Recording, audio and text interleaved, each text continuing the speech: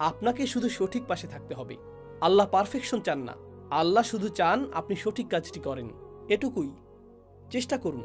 আল্লাহকে অজুহাত দিবেন না, আল্লাহকে অজুহাত দিবেন না, নিজের সাথে মিথ্যা বলবেন না, আর আল্লাহর সাথেও মিথ্যা বলবেন না।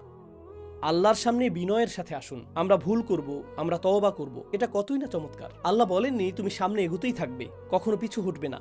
কখনো কখনো আমরা ব্যর্থ হব, কখনো কখনো আমরা পিছিয়ে যাব।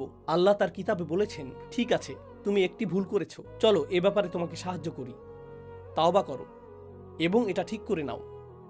إلا من تاب وآمن وعمل عملا صالحا فأولئك يبدل الله سيئاتهم حسنات। আমি তোমার খারাপ আমলগুলোকে ভালো দিয়ে বদলে দেব। যদি আপনি সঠিক দিকে এগিয়ে যান এবং পথে আপনার পা পিছলে যায়, আল্লাহ আপনার তওবা কবুল করবেন এবং এই অসুবিধাকে পরিবর্তিত করে সুবিধায় পরিণত করবেন। আল্লাহ তা করবেন। এটা কি আল্লাহর রহমত নয়? তার তো এসব কিছুই করার প্রয়োজন নেই। জান্নাত যদি বিনিময়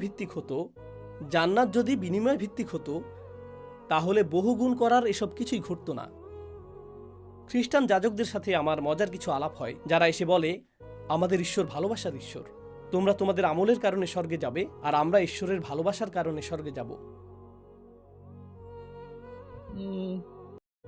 না, আল্লাহ আমাদের আমলকে ভালোবাসেন, সেগুলো যতই খারাপ হোক, যতই নিম্নমানের হোক না কেন, এবং তারপর আল্লাহ এর পুরস্কার দেন এবং তাকে বহুগুণে বৃদ্ধি করবেন। তিনি সেগুলো সৌন্দর্যমণ্ডিত করেন। কিন্তু যখন তারা বলে যে আমাদের ঈশ্বর ভালোবাসার ঈশ্বর, আমি বলি হ্যাঁ, কিন্তু তিনি তার চেয়েও অনেক বেশি। তোমরা তাকে শুধু ভালোবাসাতেই সীমাবদ্ধ করেছ, এটা অন্যায়। আল্লাহ ন্যায়পরায়ণও বটে, আল্লাহ বিচারকও বটে, আল্লাহ প্রজ্ঞাময় বটে, আল্লাহ পথ প্রদর্শকও, আল্লাহ সর্বদ্রষ্টাও, আল্লাহ শাস্তিদাতাও। আল্লাহ মাঝে মাঝে কিছু মানুষের উপর রাগান্বিত হন। আল্লাহর কিছু প্রত্যাশাও রয়েছে। যখন তোমরা বলো ঈশ্বর শুধু ভালোবাসাময়, তোমাদের কোনো সম্পর্কই সেভাবে কাজ করে না। কেন তোমরা আল্লাহর প্রতি এরকম অন্যায্য ধারণা করো যে তিনি শুধু ভালোবাসাময়? লিল্লাহিল আসমাউল হুসনা, তার একটি নাম হলো আল ওয়াদুদ। কাজী যখন আপনি বলেন আমি আল্লাহকে তার একটি নামে সীমাবদ্ধ রাখব আর বাকি সব নামগুলো অতিরিক্ত, প্রথমবার হয়তো শুনতে এটা ভালো শোনায়।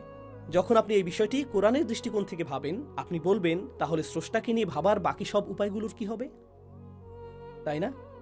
তাহলে কি পেলাম? কুল্লু নাফসিন বিমা কাসাবাত রাহিনা। আমাদের কেউই আসলে স্বাধীন নই। শুধু এই চিত্রটি আপনার মনে রাখুন, আমাদের সাথে অদৃশ্য সুতো বাঁধা আছে, যা আমাদেরকে জাহান্নামের দিকে টেনে নিয়ে যাচ্ছে, এবং আমাদের ভালো আমলগুলো সেই সুতোগুলোর প্রত্যেকটিকে ছিঁড়ে ফেলছে। এগুলো এই কাজটাই করছে। ইল্লা আসহাবুল ইয়ামিন।